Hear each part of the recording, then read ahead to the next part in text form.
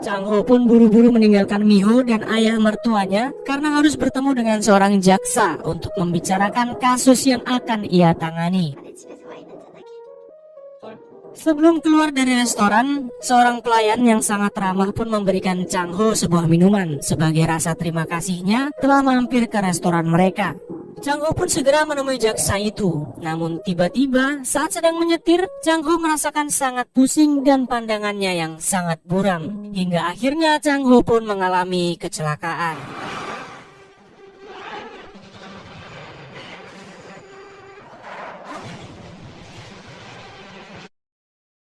Lalu kita akan kembali ke 7 hari yang lalu sebelum Chang Ho mengalami kecelakaan. Kita akan melihat kehidupan Chang Ho dengan Miho yang terlihat sangat baik-baik saja. Hanya masalah materi dan tunggakan hutangnya yang menyelimuti kehidupan mereka.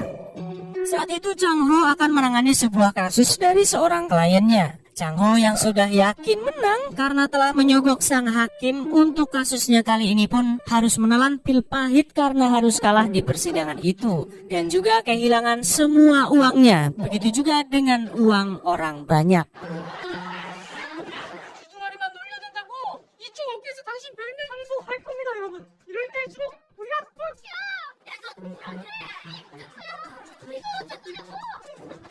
Miho yang mengetahui Chang Ho yang kalah padahal telah menyogok hakim dengan uang pinjaman yang sangat besar pun akhirnya marah dan berniat akan menceraikannya.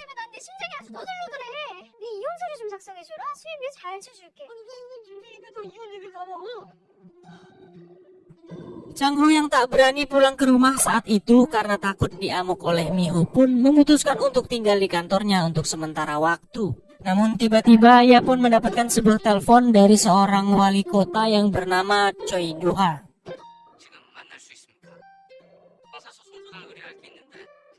Chang Ho pun menemui wali kota seorang diri sesuai dengan tempat yang ditunjukkan. Ternyata wali kota Choi ingin Chang Ho menjadi pengacaranya untuk menyelesaikan kasus yang sedang menimpa teman-temannya, yaitu kasus pembunuhan yang dilakukan oleh ketiga temannya itu kepada seorang dokter yang bekerja di rumah sakit Guchon, yaitu Dr. Seo.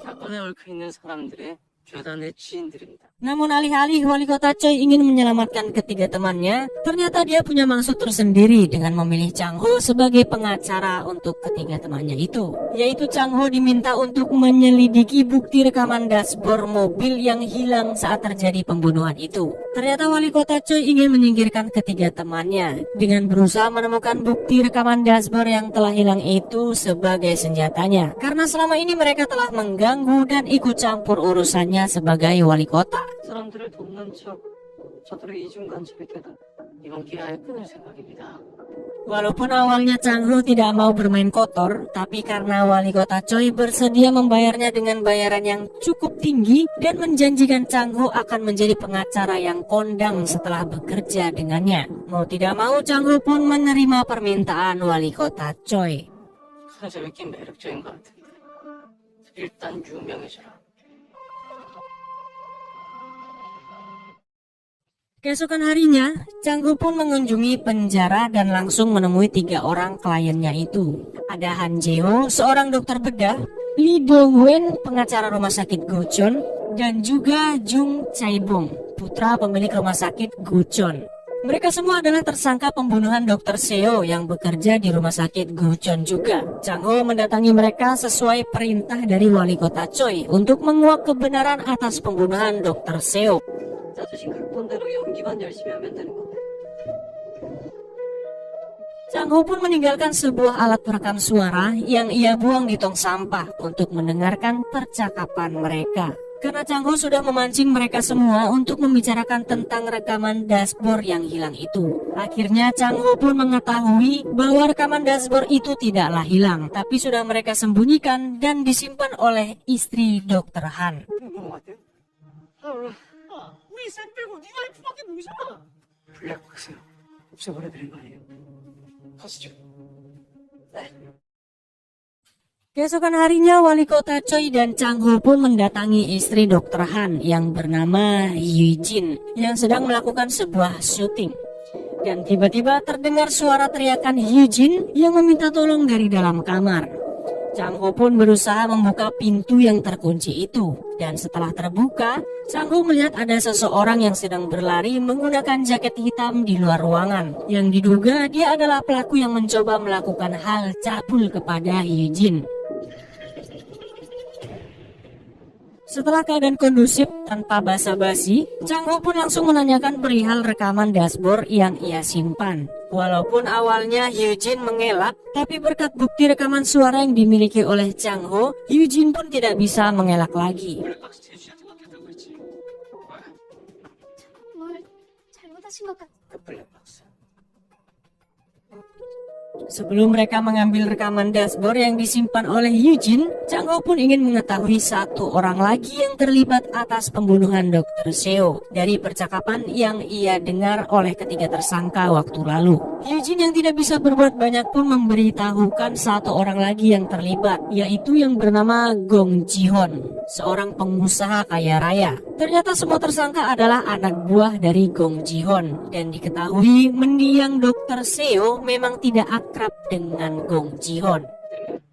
나한테 가져와. 대한민국 최고 셀럽이 살인자라니. Singkat cerita, Chang Ho dan Hyujin pun langsung mengambil rekaman dashboard yang disimpan olehnya. Chang Ho pun berjanji bahwa Hyujin tidak akan terlibat apa-apa dalam kasus suaminya ini. Namun Hyujin tiba-tiba memperingatkan Chang Ho untuk waspada dan berhati-hati dengan kasus yang akan ia tangani ini. 조심하세요. 이 사건 맡은 거. 해결될 때까지 숨어 계세요. Kemudian kita akan melihat isi rekaman kamera dashboard saat itu, yang ternyata benar 3 orang tadi adalah tersangka pembunuhan Dr. Seo.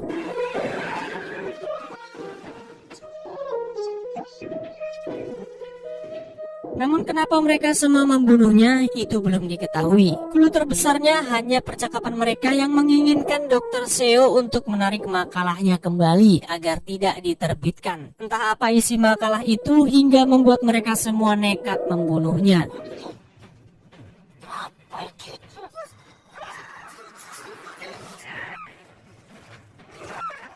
Chang Ho yang mengingat ada satu orang lagi yang terlibat dalam kasus ini, yaitu Gong Ji-hon dari pengakuan Hyujin tadi, maka ia pun mencari tahu siapa sebenarnya Gong Ji-hon ini. Ternyata diketahui dia adalah pengusaha yang kaya raya dan banyak terlibat kasus kriminal. Namun semua kasus itu berakhir dengan damai dan ia pun bebas dari berbagai dakwaan. 근데 그 짓은 왜 하겠어? Setelah memastikan semua yang terjadi, Chang Ho pun memberanikan diri untuk pulang ke rumah walaupun ia tahu bahwa Miho masih sangat marah kepadanya. Tapi karena Chang Ho pulang dengan membawa bergepok-gepok uang, ya tentu akhirnya Miho pun luluh dengan seketika. 무슨 사건인데 계약금을 현찰로 받아? 그냥 택수금이야 계약금. 계약 이게 다 얼마야? 오직 큰 건이란 것만 알아도. Singkat cerita, keesokan harinya Chang Ho pun pergi menuju kediaman Gong Ji-hon seorang diri. Ternyata Chang Ho berniat untuk bernegosiasi dengan Ji-hon atas bukti rekaman dashboard itu. Chang Ho mencoba untuk mendapatkan banyak uang untuk dirinya sendiri dengan bukti rekaman itu. Namun di luar perkiraan Chang Ho, bahkan Ji-hon tidak gentar sedikit pun dan malah mengancam balik Chang Ho. 이런 협박 짓거리를 당신들은 누군 줄 알고 꺼져라 당장. 누가 어떻게 Chang Ho yang sedikit kesal karena rencananya ternyata gagal, ia pun berniat akan membalas Ji-hon. Namun di jalan, tiba-tiba saja wali kota Choi menelpon untuk menanyakan bukti rekaman itu. Namun Chang Ho mengatakan dia akan menyerahkannya langsung kepada hakim jaksa agar wali kota Choi tidak terlibat dalam kasus ini. Dan entah kenapa mendengar perkataan Chang Ho itu, wali kota Choi sepertinya terlihat sedikit khawatir. 그렇게 Kemudian Chang Ho pun menuju ke sebuah restoran di mana dia mengundang istri dan ayah mertuanya seperti yang kita lihat di awal film tadi. Hingga akhirnya Chang Ho pun mengalami sebuah kecelakaan di jalan saat menuju hakim jaksa untuk menyerahkan rekaman dashboard itu.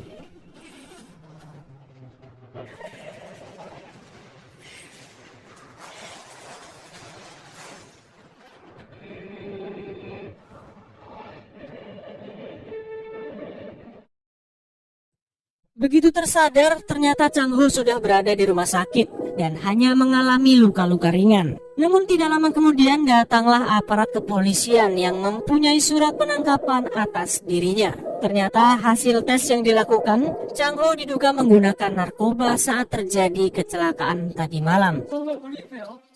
경량의 피가 있고. 마야, 그러니까 우리 두 사람 믿고 버텨. 알았지? 이럴수록 정신 똑바로 차려. 믿어. Chang Ho yang sudah berada di dalam penjara pun baru teringat bahwa ada seorang pelayan yang memberikannya sebuah minuman saat hendak meninggalkan resto. Ternyata minuman itu telah dicampur dengan narkoba dan entah siapa yang menjebak Chang Ho, kita belum mengetahuinya. 너 시장 좀 눌러주세요. 마야, 너 같이 빠지게 싹. Tidak hanya sampai di situ, bahkan para aparat kepolisian mendapatkan sebuah laporan bahwa di kantor Chang Ho terdapat beberapa barang bukti yang entah apa itu. Dan ketika mereka mulai menggeledah kantor Chang Ho,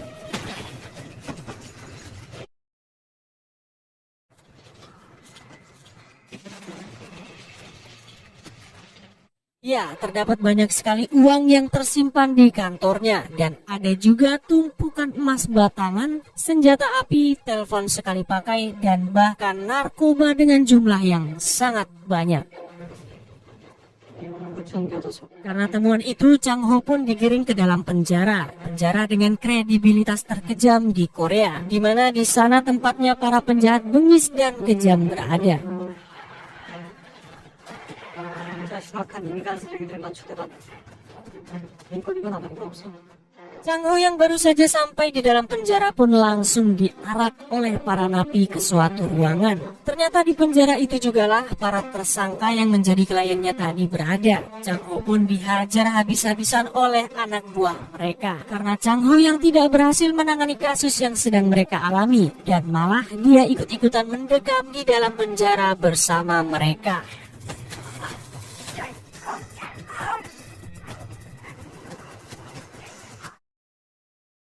Lalu kita akan beralih kepada wali kota Choi yang saat itu sedang bersama dengan Gong Ji-hon dan sedang ada sedikit bersih tegang dengannya. Namun tiba-tiba dia mendapatkan kabar yang membuat mereka semua sangat terkejut. Wali kota Choi pun menghidupkan televisi dan melihat siaran langsung yang mengatakan bahwa penjahat terkenal Big Mouse sudah tertangkap dan identitas Big Mouse yang sesungguhnya adalah Chang Ho. Semua itu dikarenakan bukti-bukti yang ditemukan di kantor Chang Ho berupa uang tunai berjumlah 5 miliar won, narkoba dengan total 10 miliar won, dan juga beberapa bukti lainnya. Di mana semua bukti itu setelah diperiksa memang benar itu adalah milik Big Mouse. 그리고 도박 관련자와 대개 개표, 부천교도소의 수감적인 Dan kita kembali lagi kepada Chang Ho yang masih disiksa habis-habisan. Bahkan kali ini nyawa Chang Ho benar-benar sangat terancam karena Chang Ho yang dipaksa untuk bunuh diri oleh ketiga tahanan VIP itu. Hingga sampai tali sudah mengekang leher Chang Ho sampai ia sudah tidak bisa bernafas lagi. Di saat itulah Ji-hon menghubungi sipir Yong-ap dan memberitahukan untuk tidak membunuh Chang Ho di sana karena dia adalah Big Mouse yang telah membawa ratusan miliar uang Gong Ji-hon.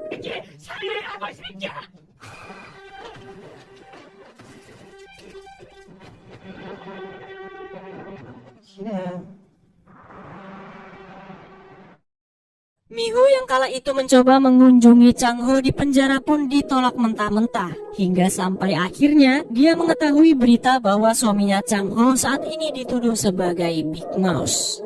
Chang Ho yang berhasil selamat dari gantung diri tadi pun dikembalikan ke dalam ruangannya bersama para tahanan lainnya.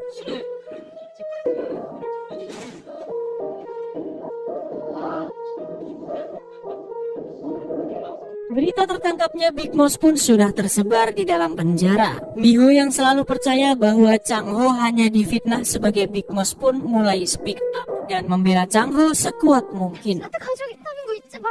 진짜 발끈할 때까지 우리 끝까지 싸울 거야.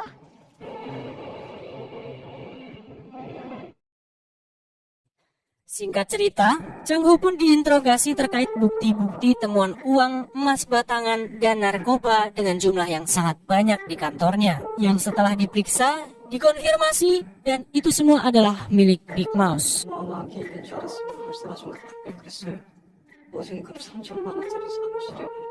Berbagai pertanyaan pun dilontarkan kepada Chang Ho agar ia mau mengaku kalau dia adalah Big Mouse. Namun karena Chang Ho tidak tahu menahu soal semua bukti-bukti yang ditemukan dan dia juga merasa bahwa dirinya bukanlah Big Mouse, Chang Ho pun hanya bisa membantah semua tuduhan itu. 당신이 빅마우스. 아니요. 나 빅마우스 아니에요. 나 빅마우스 아니에요. Chang Ho yang kembali ke penjara pun bersih tegang dengan ketiga tahanan VIP di sana karena ia merasa bahwa mereka lah yang telah menjebak dirinya sebagai Big Mouse. Hingga sampai ke dalam selnya, satu tahanan di sana mulai percaya kalau Chang Ho adalah Big Mouse yang asli. Walaupun Chang Ho sudah mengatakan dia bukanlah Big Mouse yang sesungguhnya, tapi mereka tetap percaya dengan berita yang sudah tersebar itu. 제가 선생님 진짜 광팬이거든요. 닉네임이 제리거든요. 제가 밖에 있을 때부터 빅마우스님도 아니라니까 진짜. 제가 앞으로 진짜 성실껏. Gong Ji-hoon lantas berkunjung ke penjara menemui para tahanan VIP karena mereka adalah anak buah Gong Ji-hoon. Ia memperingatkan kepada mereka semua untuk tidak menyakiti Chang Ho sebelum semua uangnya kembali atau mereka akan menerima akibatnya. 정말 중요하고 우린 죽든 말든 상관없다. 형이 경고했다. 나는 Setelah itu Gong Ji-hoon pun bertemu dengan seorang jaksa yang bernama Jaksa Choi yang menginterogasi Chang Ho waktu lalu. Ternyata informasi yang polisi dapat tentang semua barang bukti yang ditemukan di kantor Chang Ho berasal darinya. Dan dia mendapatkan informasi itu dari orang yang tidak diketahui identitasnya. Ji-hoon pun lantas memerintahkan Jaksa Choi untuk segera mengungkap identitas Big Mouse yang sesungguhnya dan mendapatkan semua uangnya kembali. 처음인데 100원짜리 한 장도 안 빼고 정말요. 빅마우스 정체는 제가 꼭 밝혀내겠습니다. Namun ternyata jaksa itu adalah partner dari wali kota Choi yang juga bekerja sama untuk menjatuhkan Gong Ji-hoon karena Gong Ji-hoon telah meremehkan dan menghinanya sebagai wali kota. Jaksa Choi pun memberikan sebuah buku, yaitu buku pelanggan narkoba milik Big Mouse yang ia dapatkan dari Gong Ji-hoon untuk diperiksa oleh wali kota Choi. 뭔데 뽑을 건데요? 김미연 씨, 빅마우스 덕분에 카트의 주인이 바뀌었네요. 아니면 그런 게 대통령 거고. Kita akan kembali ke penjara tempat di mana Chang Ho berada. Karena kabar yang sudah menyebar bahwa Chang Ho adalah Big Mouse, seorang bos gangster botak yang ditakuti di penjara itu pun mau menguji kekuatan Big Mouse di depan mata kepalanya sendiri. Namun karena memang Chang Ho hanya seorang pengacara biasa, tentu dia tidak berkutik melawan kelompok si botak ini. 그 새끼들이 말했냐?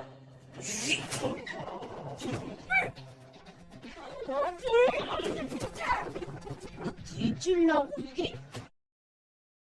Bahkan sipir Yongap pun mencoba mencari peruntungan dengan menjilat Chang Ho sebagai Big Mouse. Namun saat Chang Ho mengatakan bahwa dia bukanlah Big Mouse yang asli, sipir Yongap pun langsung mengurungnya di sel tahanan isolasi.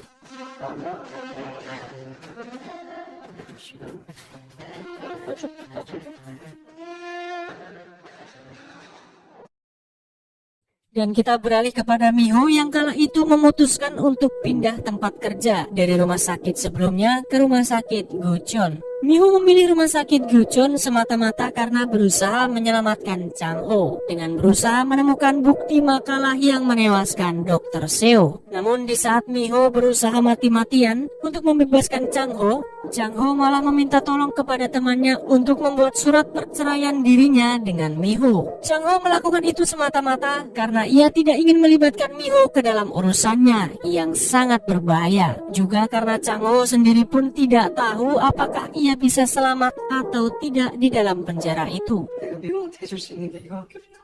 미호 씨가 너 살려보겠다고 저렇게 뛰어다니기 시작한다 진짜야.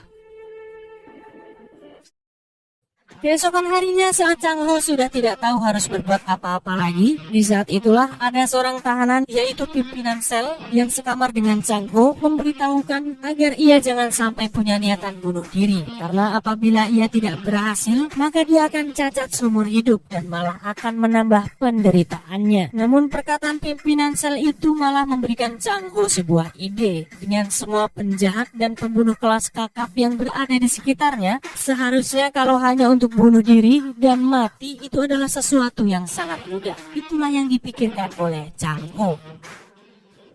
꼭 내 손으로 죽을 필요는 없잖아. 여기 차고 넘치는 게 살인마들인데. Dan begitu pada saat makan siang di aula makan, rencana Chang Ho untuk bunuh diri dengan menantang semua orang terkuat di sana pun mulai ia lakukan. Tanpa basa-basi, ia langsung menantang si bos gangster terkuat di sana, yaitu si botak tadi. Chang Ho pun mulai memprovokasi si botak untuk segera membunuhnya. Namun tanpa diduga, pukulan Chang Ho bahkan mampu menumbangkan bos gangster itu, bahkan hanya dengan satu pukulan.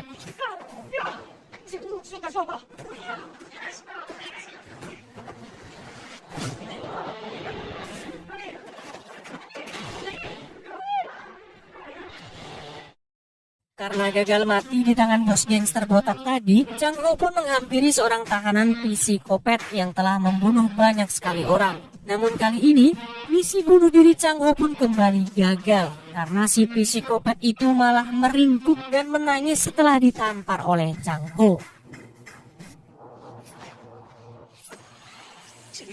엄마한테 자랑해야지 초라해.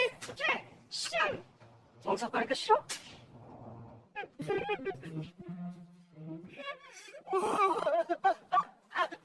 Ya karena Chang Ho tidak berhasil mati berkali-kali, meskipun sudah menantang orang-orang terkuat di tahanan itu, alhasil kini malah Chang Ho ditakuti dan disegani oleh seluruh tahanan yang ada di sana. Semua orang yang awalnya sangat menganggap enteng Chang Ho, kini untuk menatap mata Chang Ho pun mereka sudah tidak berani. 규마수가 저기 앞에 있을 때는 잊어가지고. Dan ketika sedang menikmati makanannya, tiba-tiba Chang Ho pun mendapatkan ide bunuh dirinya lagi berkat kabar yang tersiar bahwa ada seorang tahanan yang mati ditembak oleh penjaga penjara di saat dia hendak melarikan diri. 교도소장이라는 걸 내가 왜 이제 알았을까? Tanpa basa-basi, di malam harinya pun Chang Ho melakukan misi bunuh dirinya lagi dan mulai kabur dari penjara itu. Kepala sipir yang melihat CCTV dan mengetahui ada yang mencoba kabur dari penjaranya pun memerintahkan seluruh penjaga untuk menembak Chang Ho saat itu juga. Dan tiba-tiba